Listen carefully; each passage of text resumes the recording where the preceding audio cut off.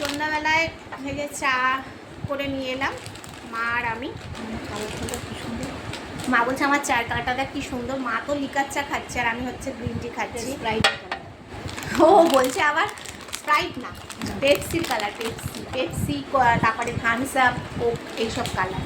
শোন, তো আজকে ঠিক করেছি মাকে বিস্কিট দিয়ে নিই, আর আমি তো বিস্কিট অত ভালোবাসি না, খাইও না, আমি শুধুই চা খাই।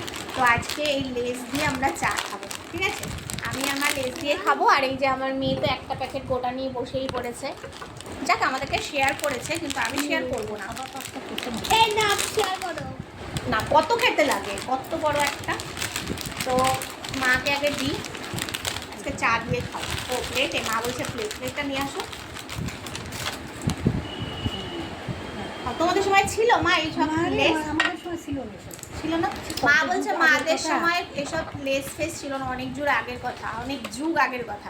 তা একদিকে ভালো যে আমাদের সময়ও লেস ছিল, আমার মেয়েদের সময়ও লেস আছে, কিন্তু আমার মাদের সময় নাকি ছিল না। তো ভালো লাগছে, টকটক না ঝাল? বাহ, মার নাকি ভালো লেগেছে, মার ভালো লাগলেই ভালো। তো যাই হোক বন্ধুরা, সবসময় কিন্তু বিস্কিট দিয়ে কিন্তু চা ভালো লাগে না।